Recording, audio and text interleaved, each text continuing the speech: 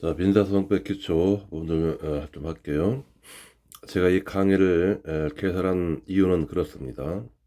먼저 우리 법무사 1차 시험에서 민사집행법이 민법 다음으로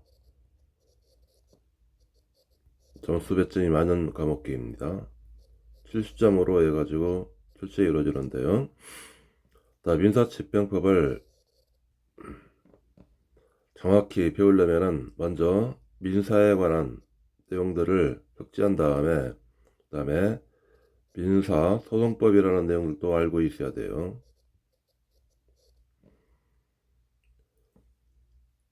이거를 거쳐서 우리가 집행권한을 만드는 겁니다. 그런 집행권한 가지고 강제집행을 실시하는 거, 이게 민사집행의 일반적인 원칙이라고 그랬어요. 근데 우리 시험은 여기 민법이나 이런 것들은 1차, 2차 공통과목이죠. 공통과목이지만은 소송법은 이거는 2차에만 있는 과목 중이기도 합니다. 집행법이 그런데 이게 1차 과목이에요. 그런데 예전에 구 민소법에서는 여기 소송 절차하고요, 그 다음에 집행 절차, 이 두 개를 모두 여기서 함께 규정을 두고 있다는 겁니다. 제가 예전에 사법고시 있을 때는 민소법 배우면서 강제집행 부분들도 개괄적으로나마 몇 가지 중요한 부분들을 체크하고 들어갔던 기억이 있어요. 그런데 이제 민사집행법을 제정시키면서 소송하고 집행을 따로따로 분리해 주는 겁니다. 결국 이 집행이라는 것은 구민소법 영향처럼 소송에 관한 내용들이 굉장히 많이 포함될 수밖에 없어요. 그런데 여러분들이 집행법을 공부하기에 앞서 가지고 이건 1차 과목이라고 그랬죠. 근데 소송법은 2차 과목입니다. 2차 과목. 이거를 알지 못하고 여기 가운데를 비워두고 중간을 비워두고 집행을 배우는 그런 결과가 된다는 겁니다. 집행법이 결국 난이하게 이해될 수밖에 없는 그 이유이기도 합니다. 그래서 이거를 집행을 배우기 전에 민소법이라는 내용들을 개괄적으로나마 이걸 알고 들어가자라는 그 취지에서 이 강의를 개설한 겁니다. 이게 취지예요. 먼저 소송절차 개관은요, 소재규로 시작하게 되는데 처분권주의에 의해서 처분권주의라는 개념이 나옵니다.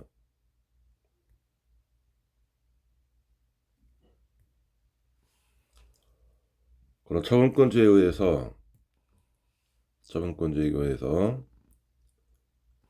원고 소재규로 소송절차가 시작하게 되는데요. 처분권주의는 주로 이런 내용들이에요. 절차 개시와 심판의 대상과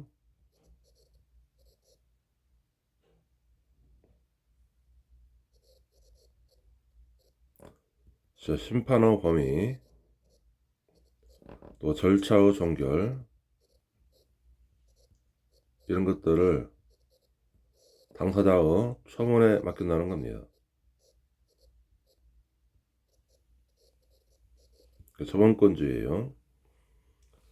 소를 제기해야만이 절차가 개시된다는 겁니다. 그리고 소 제기는 소장을 제출함으로써 하게 되는데, 소장에는 일정한 사항들을 기재를 해가지고 해야 돼요. 당사자와 청구 취지와 청구 원인을 적고 입증 방법과 첨부 서류를 적는 겁니다. 입증 방법들은 주로 이거를 어떤 서류, 문서로서 하는 것들을 우리가 서증이라고 표현하게 돼요. 서증, 문서로서 어떤 걸 입증한다, 서증입니다. 물론 어떤 사람으로서 이거를 한다 그러면은 이거를 인증이라고 합니다. 증거예요. 그럼 소를 제기하면은 실제법적으로는 시효 중단과 제척기간 준수 효과가 생깁니다. 그런 실제 보상 효과인 시효 중단과 제척기간 중 수요가 생기는 시점은 소장을 제출한 때 생기게 돼요. 그리고 소송부 쪽으로는 소송 개득과 중복된 소호 제기하는 걸 금지하게 되는데, 그런 소송 지역과 생기는 것 시점들은 소장 부분 송달 시입니다. 이때부터 그 소송 절차가 진행되는 겁니다. 이 소송 개득 효과예요. 즉 소송 개득이라는 것은 소장 부분이 송달됨으로써 그 사건에 관해서 법원이 심판할 수 있는 상태에 이른 것, 이거를 소송 개득이라고 합니다. 소를 제기되면 재판장이 먼저 소장을 심사하게 돼요. 재판장은 소장이 적식, 적법하게 쓰여야 되느냐 이걸 심사합니다. 심사장은 필요 기회사항이 쓰여져 있는지, 필요 기회사항 여기 있었죠? 당사자와 청구 취지, 청구 원인 이런 것들이에요. 인지를 첩부했는지 여부와 여기 증거 광고를 기지 않는 거 이런 걸 심사하는 겁니다. 심사 결과 흠이 없으면은 절차를 속행하고 흠이 있으면은 여기 보정명령을 내리는 겁니다. 그런 재판장은 보정명령에 대해서 보정이 이루어지면은 절차를 속행하지만은 보정하지 않으면은 소장 각하명령을 내리게 돼요. 소장 각하명령. 이 소장 심상 부분들은 나중에 집행부 배울 때 우리가 즉시 항고를 제기하면은 즉시 항고를 제기할 때요. 제기하게 되면은 마찬가지로 재판장이 소장 심사권을 갖는 겁니다. 가져와서 마찬가지로요. 여기 즉시 항고 있기 때문에 그때는 항고를 각하하는 결정을 하게 할 겁니다.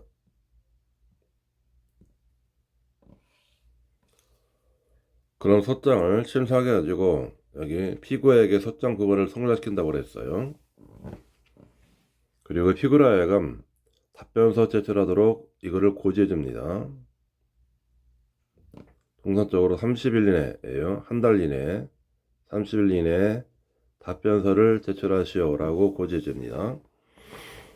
그리고 피고에게 소장을 부분을 송달시키면 돼요. 그때는 소송교득이 발생되고 중복된 소호 제기하는 걸 금지시켜주는 겁니다.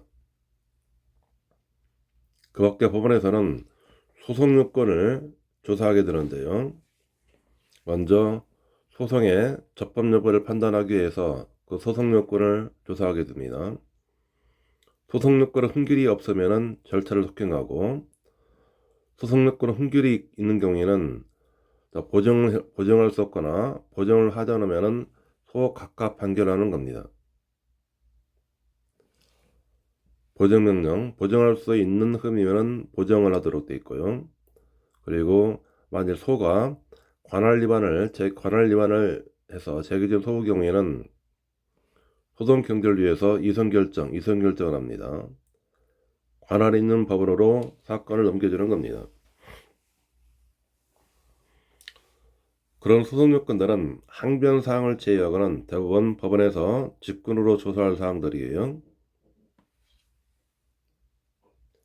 소의 세 가지 요소는 소 3요소예요. 당사자와 법원과 소송물입니다. 이게 소 3요소예요. 이 소 3요소가 이게 흠결되면은 흠결 시 관할을 제외하고는 소 각각 판결하는 겁니다.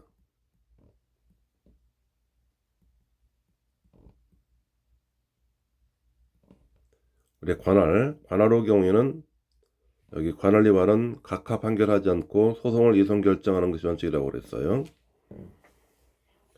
먼저 법원에 의한 소송 요건이 있어야 되는데 3요소 법원의 소송 요건 재판권이 있어야 됩니다. 그 사건이 우리나라 법원에 재판권이 있어야 돼요. 만일 재판권이 없다 그러면은 여기 소 각각 판결한다고 그랬죠. 재판권이 없는 사건은 그런 소 각각 판결하는 겁니다. 또 관할권이 있어야 되는데 관할 경우에는 법정 관할과 그다음에 재정 관할이 있습니다. 법정 관할은 집분 관할과 사물 관할과 토지 관할 세 가지예요. 집행 관할은 수소보원과 집행법원이나 또는 단독보하고 합의보, 심급관할 부분들이에요. 심급관할 이것도 법정관할이 됩니다.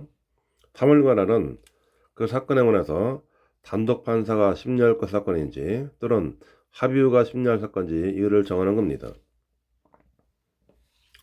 토지관할은 보통재판정이나 특별재판정, 관료재판정 이런 것들이 토지관할이에요. 고등관할이 있는데 고등관할은 관할 합의를 할 경우가 있습니다. 이걸 합의관할이라는데요. 또는 관할권 없는 법원에 소를 지겼지만은 상대방이 아무런 이유 없이 응수하면은 그게 관할이 생기는 겁니다. 이거를 변론관할이라고 합니다. 이 변론관할을 응수관할이라고 부릅니다. 변론관할은 원래 관할권이 없는 법원에 소를 지겼는데 상대방이 아무런 이유 없이 응수를 내었다. 그러면은 관할이 생기는 겁니다. 두 번째, 당사자 간 요건인데 서로 대립되는 당사자를 갖고 있어야 돼요. 이거를 당사자 대립주의라고 합니다. 원고 있으면은 대립되는 사람 이를 갖고 있어야 돼요. 그래서 원고에 대응되는 피고가 있어야 되는 겁니다. 이거를 대립 당사자주의 그렇게 부르게 돼요. 만일 이 구조가 흠결되면은 소송은 간과하고 판결이 타더라도 판결은 당연무효가 되는 겁니다.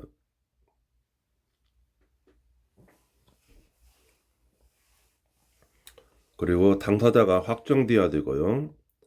당사자는 능력이 있어야 돼요. 당사 능력은 민법상 권리 능력에 대응되는 개념들이에요. 따라서 자연인 법인은 모두 소송에서 당사자 능력을 갖습니다. 법인이 아닌 사단재단인데 민사법 50조에서 당사 능력을 긍정을 합니다. 우리 이런 경우는 거기에 대표자가 있거나 그런 관리인이 있어야 돼요. 대표자나 관리인의 정함이 있는 경우 이런 경우에는 소송에서 당사 능력을 긍정합니다. 그러나 조합의 경우에는 당사 능력을 부정하게 돼요. 그래서 조합이 어떻게 소송을 수행할 것인지 이제 이게 문제되는 겁니다. 조합의 경우는 당사 능력이 없기 때문에 먼저 가장 기본적으로 조합원 전원이어야 돼요. 조합원 전원이 당사가 돼가지고 소송 수행해야 돼요.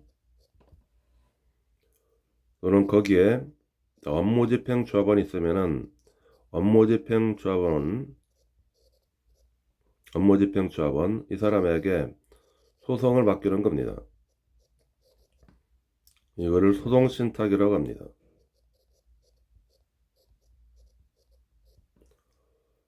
또는 거기에 선정 당사자에도 선정 당사자를 내세워 가지고 소송을 수행할 수가 있어요. 이게 조합이 소송을 수행시키는 방법들이에요. 그러나 조합 자체는 소송에 당사 능력이 없다는 겁니다. 그 밖에 당사 적격이 있어야 되는데 당사 적격은 실제법상에 그 사건에 관해서 관리처분권이 있는가라는 개념들이에요. 관리처분권. 흠결실은 소각하하라는 겁니다. 그런 당사 적격은 실제법상의 관리처분권이 있기 때문에 실제법상의 권리 의무 주체자인 자가 당사 적격을 갖습니다. 여기 실제법상의 권리 의무 주체자가 아니지만은 실제법상의 관리처분권이 있기 때문에 그자에게 소송을 할 수 있도록 한 것, 이거를 제3자 소송담당이라고 합니다. 실제법상의 권리 의무 주체는 아니지만은 관리처분권이 있기 때문에 제3자가 소송을 수행할 수 있도록 만든 거, 이거를 제3자 소송 담당이라고 그럽니다. 거기에는 법으로 정한, 법에 정해진 담당이 있고 그렇지 않고 당사자가 의무적으로 소송을 맡길 경우가 있어요. 이거를 법정 소송 담당 또는 의무적 소송 담당 그렇게 부릅니다. 법정 소송 담당이 채권자 대의 소송을 제기할 경우에요. 또 일정 경우에는 우리 이제 검사가 소송 담당할 경우 있는데, 검사의 경우에는 주로요 우리 가사소송법상이에요. 가사소송법상 신분관계 소송들이죠. 일정은 저 신분관계 소송의 경우에는 상대방이 사망한 경우요. 사망한 경우는 그때는 검사를 피고로 해가지고 소송을 제기할 수가 있습니다. 선장인데, 선장의 경우는 해난 구조료 사건이에요. 해난 구조료 사건의 경우에는 선장이 소송을 수행할 수 있도록 만들어줍니다. 의무적 소송 나올 경우인데, 의무적 소송 나온 경우는 법률에 명문 규정이 있어야 가능한 것이 원칙이에요. 그럼 법률에 명문 규정을 두고 있는 거, 이게 선정 당사자 제도입니다. 명문 규정이 없으면 원칙적으로 이거를 허용하지 않아요. 그러나 원칙적으로 A조로 허용하는데, A조 허용 부분들이 아까 봤던 조합의 경우에 업무집행조합원이에요. 업무집행조합원으로 하여금 소송을 수행할 수 있도록 만들어주는 거, 이게 A조로 허용되는 경우입니다. 자, 그 밖에 소송 능력이 있어야 되는데요. 자, 소송 능력은 민법상 행위 능력에 대응되는 개념이 됩니다. 법률 행위 능력들이에요. 따라서 행위 능력이 없는 자의 경우에는 미성년자가 되는데, 미성자의 경우는 법정대리인이죠. 법정대리인. 법정대리인이 소송을 수행하도록 하는 겁니다. 그럼 법정대리인이 없는 경우에는 그때는 소송법상에 특별대리인을 선임시켜야 돼요.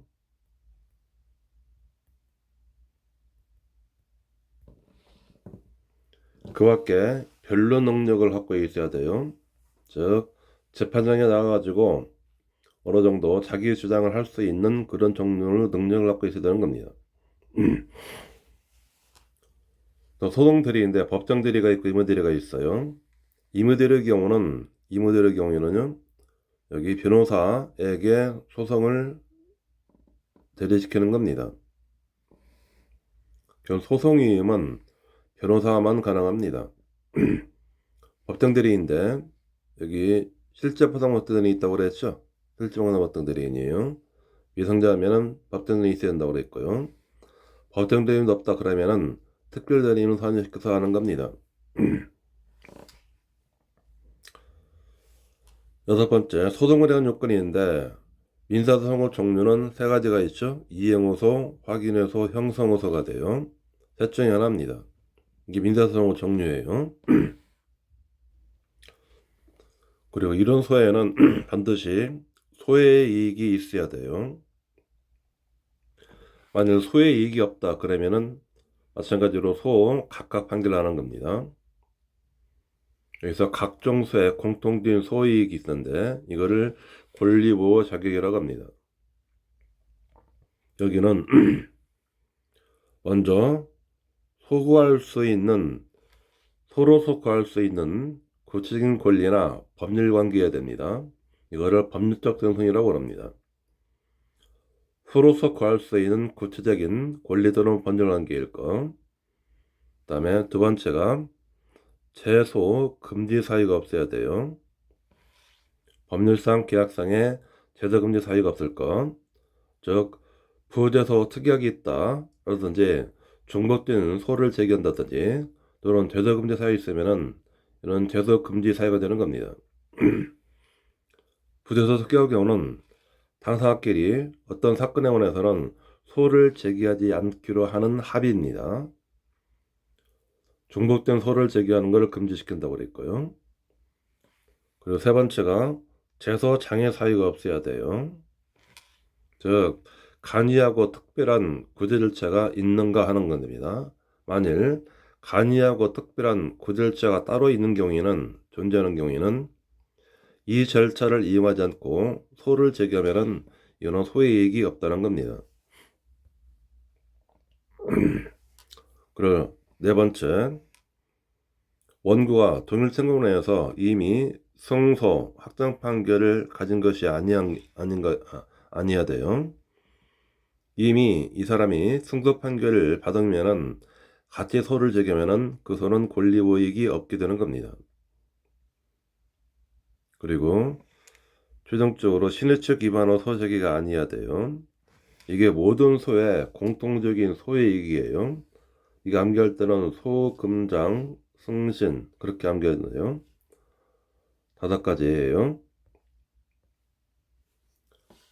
그리고 권리보익이나 또는 필요인데 각종 소에서 또 특수한 경우에 소의 이익이 필요한 경우가 있는데요. 먼저 이행소는 현재 이행소와 장래 이행소로 나눌 수 있는데 현재 이행소는 원칙적으로 권리보익을 인정합니다.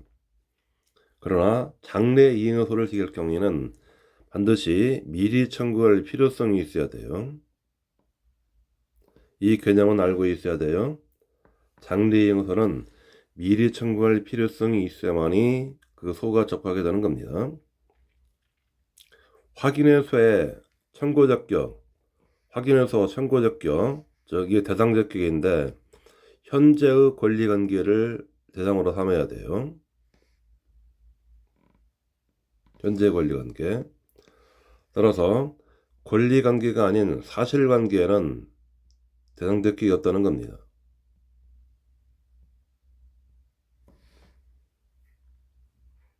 그리고 확인의 이익으로서 즉시 확정의 법률상 이익이 있어야 됩니다. 그러나 나중에 확인회수에서 확인의 이익에서 이거를 구체적으로 살펴볼 겁니다. 그리고 확인회수는 보충성을 갖고 있어야 돼요. 자, 이 보충성 의미는 이런 것들인데요. 예를 들어서 어떤 이행소 제기가 가능합니다. 제기 가능. 그러면은 이행소를 제기하지 아니하고 만일 확인회소를 제기한 경우에는 확인의 이익이 없게 되는 겁니다.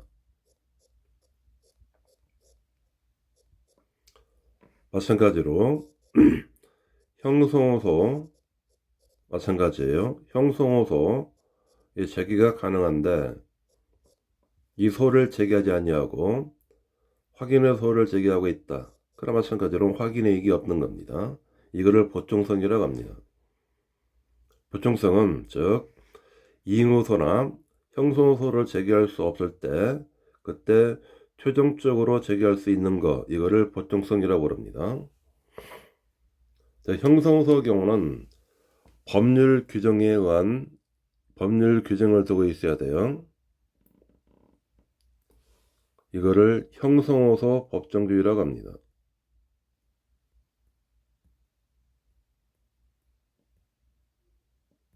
반드시 법으로 정함이 있는 경우 그때만 형성호소 제기할 수 있게 되는 겁니다.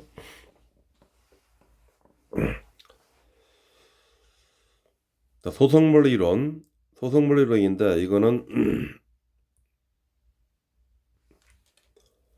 자, 어떤 것이 소송물이 되느냐라는 겁니다. 여기는 크게 구소송물리론과 신소송물론이 있는데 판례인 구소송물리론 이것만 정확히 알고 있으면 돼요. 구소송물리론은 청구 원인을 이루는 실제 발생 권리 내지는 법률 관계마다 소송물이 서로 다르다는 겁니다.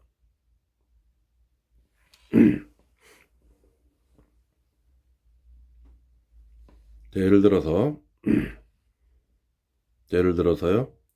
어떤 철도 여행을 즐겨하는 사람이 철도를 타고 이걸 여행을 하고 있어요.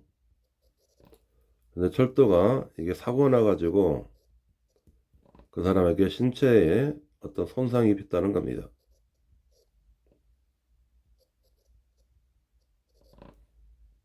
그러면은 여기 철도여행이라는 거는 여기 철도라는 것들은 운송계약이 되겠죠. 그런 경우는 계약 위반으로 해가지고 결정한 손해배상 채권을 갖고 있는 겁니다.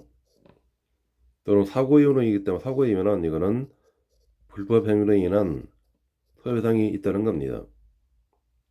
이게 민법에 있는 실제보상 권리예요. 이거하고 이거는 서로 소송물이 다르다는 겁니다. 또 당사자는 1번의 기회에서 청구할 수 있고 또 2번의 기회에서 청구할 수 있다는 겁니다. 그러나 신소송물 예로는 청구 취지만으로서 소송물이 특정된다는 겁니다. 자, 이런 경우는요, 청구 취지가 1번, 2번 공통적으로 돈 얼마를 달라라는 것들이에요. 손해로서 금전을 얼마를 달라라는 겁니다. 소송물이 이게 한 개가 돼요. 한 개.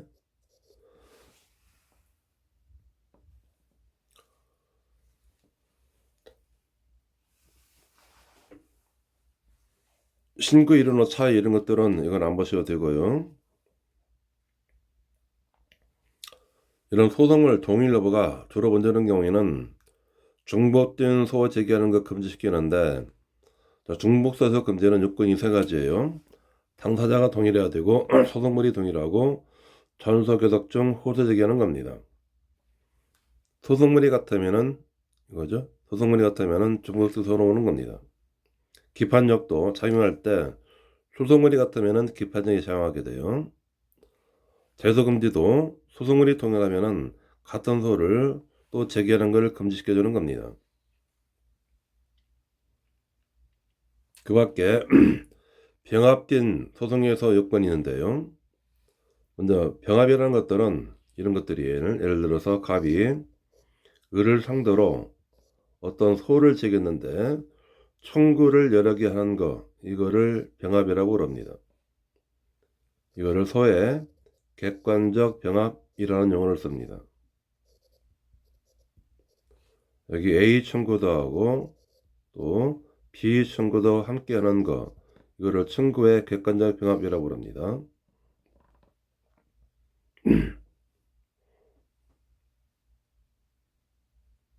일단 원시적 병합 요건으로서는 객관적 병인데 여기는 형태가 단순 병합과 선택적 병합과 예비적 병합 이런 형태가 있어요.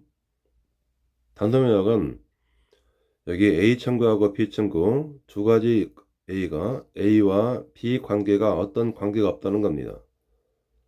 어떤 관계가 없는 사건, 이거를 병렬적 관계 이렇게 표현하게 돼요.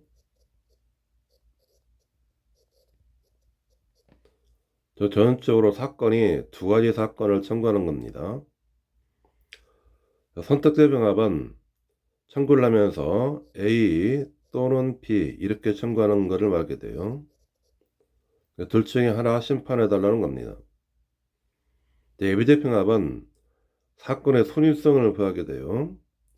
원고가 주의적으로 A를 청구를 하고 그 다음에 이게 안 될 때 대비해 가지고 예비적으로 B를 청구하는 겁니다. 이게 주의적, 예비적 이런 표현을 이거를 순위성을 붙여서 청구하는 겁니다.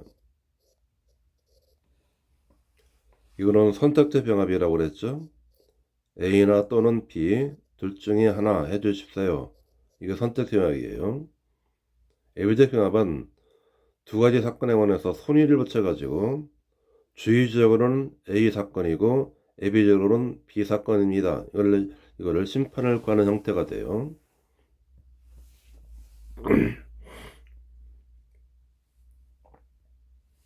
그 밖에 주관적으로 소송하는 경우는 이거는 소송 후 당사자가 복수인 사건들입니다.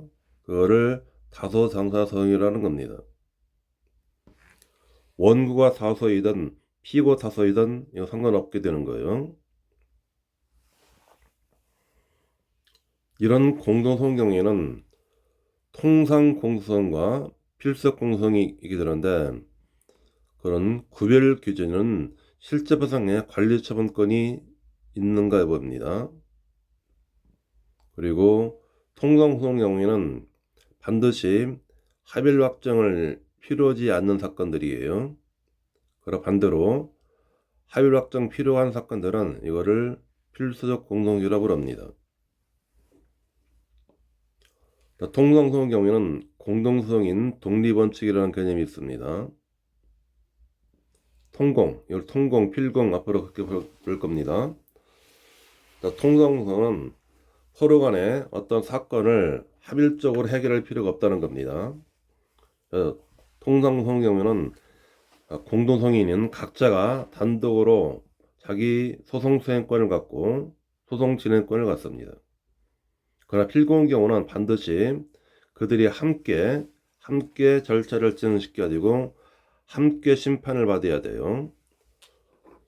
필공 사건들이 전형적으로 이게 공임을 분할 소송을 제기할 경우에요. 그때는 공유자 전원이 당사가 되는 겁니다. 그 밖에 선정 당사자를 낼 수 있는데 이 선정 당사 개념 이것도 나중에 구체적으로 설명드릴 겁니다. 그 밖에 소송 계속 중에 다른 사람이 그 절차에 참가하는 것 이거를 소송 참가라고 합니다. 즉 갑과 을 간에 어떤 소송이 계속 중에 있어요. 이 계속 중에 제3자인 병이 이 절차에 들어오는 걸 이거를 소송 참가라고 합니다. 여기에는 이 사람이 독립적으로 당사가 돼 가지고 참가하는 경우가 있고요. 또는 원래 갑과 병이 공동으로 소송 수행해야 되는데 갑이 단독으로 소송을 수행할 경우에는 이 사람은 이쪽으로 참가할 수가 있습니다. 그거를 공동소송 참가라고 합니다. 그렇지 않고 병이 제3자가 갑의 승소를 이거를 보조하기 위해서 참가하는 거 이거를 보조참가라고 합니다. 보조참가의 경우는 제3자가 어느 일방의 소송을 보조하기 위해서 참가하는 거 이거를 보조참가라고 하게 돼요. 보조참가는 예를 들어 이런 경우에 이럴 수가 있어요. 갑이 원래 을에 대한 채권자가 됩니다. 그리고 이 채권을 병에게 양도를 했어요. 그리고 이쪽으로 양도 통지까지 이루어졌어요. 이때 양수인이 여기에 양수금 구하는 소를 지겠다는 겁니다.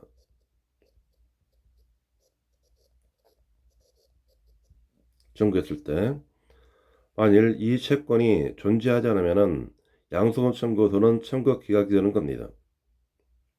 혹시라도 을이 이 사람의 갑의 채권이 없다라고 을이 다툴 경우를 대비해 가지고 이 채권 양도인이 이 절차에 갑을 승소를 보자기 위해서 참가하는 경우가 있다는 겁니다. 이 성구에서요. 여기에 참가할 수 있는 거 이게 전형적으로 보조 참가예요. 채권을 양도한 양도인이 양수인이 제기한 양수금 청구서에서 참가하게 되면은 이 판결 양수금 청구서에 관한 이 효력이 갑에게 효력이 미치는데 그거를 참가적 효력이라고 하는 겁니다.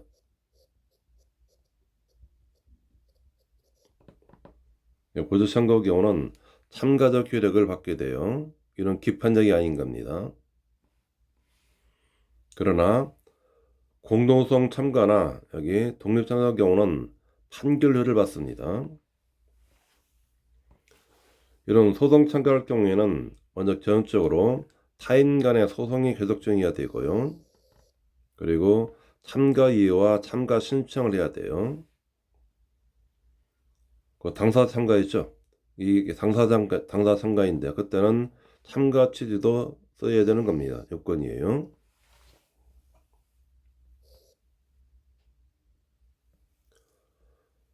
그 밖에 변론 준비 절차인데 자, 소장은 기본적으로 준비 서면으로서 역할을 하게 됩니다. 소장 준비 서면. 그래서 소를 제기할 경우에는 이거는 상대방에 대한 준비 서면은 역할이기 때문에 소장 제출할 때는 충분하고도 필요한 요건 사실을 정확히 기재해서 주장을 해줘야 돼요. 그리고 피고로 하여금 답변서 제출을 하도록 한다고 그랬죠. 30일 이내에요. 소장 그거를 송달을 받다 30일 이내에 피고로 하여금 답변서 제출을 명합니다. 답변서를 제출하지 않았다. 그러면은 무변론 제출 시 무변론 원고 수급 판결을 내릴 경우가 있다는 겁니다. 그리고 변론 준비일자를 써야 되는데 그런 답변 제출 시 변론 준비일자를 게시하게 돼요. 그리고 서면으로서 각종 쟁점과 증거를 정리합니다. 저는 피고 경우는 원고 경우는 이거는 준비 서면을 제출하도록 합니다. 그리고 피고 경우에는 이거는 답변서를 제출하도록 하게 돼요. 이런 것들을 준비 서면 제출되면은 이런 것들을 모두 상대방에게 이렇게 전해주는 겁니다. 원고 준비 서면은 이자에게 송달시키고 피고 답변 서면은 원고에게 송달함으로써 피고가 이렇게 답하면은 원고가는 또 제 준비 서면을 또 제출하는 겁니다. 이 서면으로 해가지고 공방을 통해 가지고 쟁점을 하고 증거를 정리하게 돼요. 이런 절차가 끝이 나면은 변론 기일을 지정하고 그거를 통지하게 돼요. 자, 변론 기일에서는 여기에 변론주의 적용이 받게 되는 겁니다. 자, 변론주의 경우인데요. 자, 변론주의는 민법상 요건사실이 있어요. 요건사실. 요건사실은 반드시 당사자가 이거를 주장을 해야 돼요. 당사자가 이거를 주장을 하고 그 사항들을 입증해야 되는 겁니다. 이거를 변론주의 원칙 그렇게 부릅니다. 요건사실은 당사자가 이거를 적극적으로 주장해서 입증해야 될 건이에요. 예를 들어서 갑이 을에게 일정한 대금 청구서를 제기했습니다.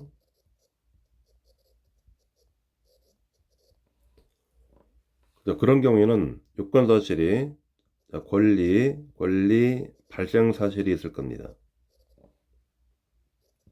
그리고 권리 행사를 저지할 수 있는 사유가 있는 경우 있어요. 권리 행사를 저지할 수 있는 사유와 권리 행사에 어떤 장애 사유가 있는 경우 있어요. 그리고 어떤 권리의 소멸 사유가 있다는 겁니다. 권리의 발생 사실은 이거는 원고가 이걸 입증해야 돼요.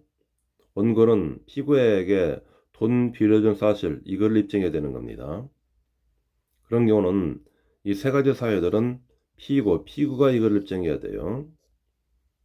권리 소멸 중에서 예를 들어서 변제했다는 겁니다. 변제. 또는 이 대검 사건이 시효 완성됐다는 겁니다. 시효 완성돼 있으면은 을은 이거를 이 변론 가가지고 적극적으로 주장을 하고 입증을 해줘야 돼요. 그래서 이거를 주장 입증하지 않으면은 법원은 주장하지 아니한 사안들을 가지고 판단할 수 없다는 겁니다. 그거를 변론주의라고 합니다. 원고 경우는 이런 청구 취지를 진술하게 되면은 피고 항변에 대해서 인부 절차를 거칩니다. 여기 변제를 냈다라고 정하면은 이게 피고 항변인데요. 그러면 인부 절차 이 사람이 나한테 변제한 사실이 없다 이거 하면 돼요. 그리고 이런 경우는 피고는 원고 청구에 관해서 청구 일락 또는 청구 기각을 또는 소각 판결을 구할 수 있다는 겁니다. 이 소를 제기했는데 그 청구가 맞아요. 청구 인력하면은 그걸로 소송이 끝이 나게 돼요. 그렇지 않고 가바로 또 돈 빌린 사실이 없다 라고 하면은 뭐 청구를 기각해 주세요 라고 답변하는 겁니다. 그리고 원고 청구 원인에 대해서 답변해야 돼요. 청구 원인. 여기 자백이나 침묵 고지 이런 것들입니다. 자백, 대금 청구에서 제가 돈 빌려받나 맞아요. 이게 자백입니다. 침묵, 묵묵부답이에요. 부지, 나 돈 빌린 사람 없습니다. 이게 부지입니다. 증명단계에서는 입증 책임 문제가 있다고 그랬어요. 입증 책임. 그래서 어떤 걸로 증거할 것인지 증거 신청하고 증인신문하고 감정하고 서점 시행을 합니다. 그리고 판결하기에 성숙하면은 변론을 종결시킵니다.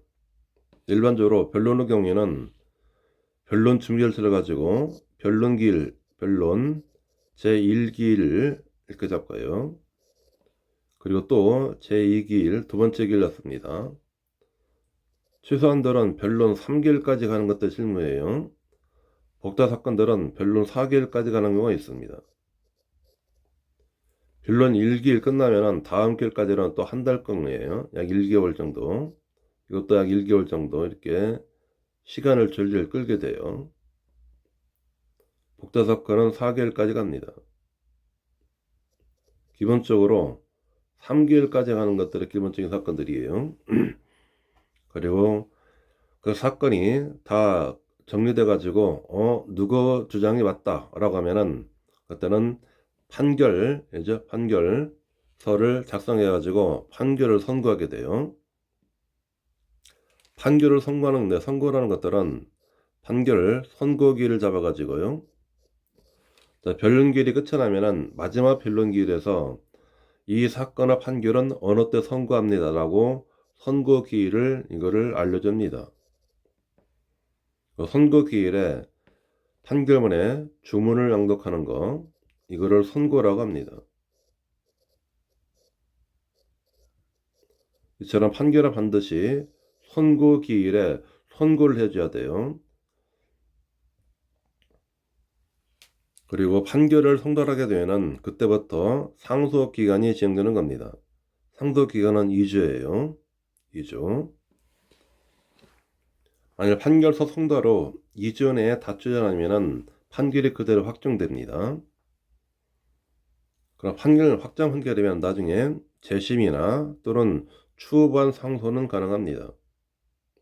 다만 재심의 경우는 그런 재심 사유가 있어야 돼요. 재심 사유는 얘는 제한적인 사유가 됩니다. 이게 제한적 열거규정. 그런 사유가 있어야만이 재심의 소를 의결시키게 돼요.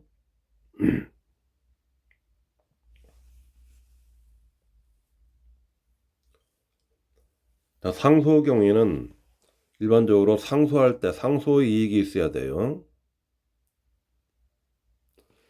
상소가 적용되면 판결이 확정되는 것을 차단합니다. 이거를 확정 차단유라고 합니다. 상소에 의해서 판결이 확정되는 걸 차단시키게 돼요. 상소가 있게 되면 2심이 이루어집니다. 즉 앞에 1심 사건들이죠. 앞에 1심 사건이 모두 다시 2심으로 올라간다는 겁니다.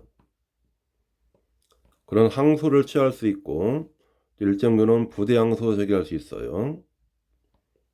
그리고 판결이 확정되면은 재심 사유, 재심의소를 이길 수 있고 또는 추후반 상소도 가능합니다.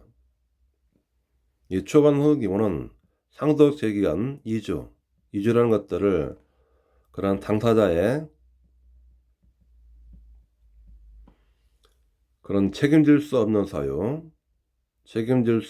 사유로 지키지 못한 경우에요. 2주라는 기간을 당사자가 책임질 수 없는 사유로 지키지 못한 경우 이런 경우에 제기하는 것이 추후한 상소라고 합니다. 추후 보완이라고 그랬죠. 상소를 추후에 보완한다는 의미예요. 이를 줄여가지고 그냥 추한 상소 그렇게 표현하게 할 겁니다. 이게 일반적인 민사소송 절차 부분들입니다.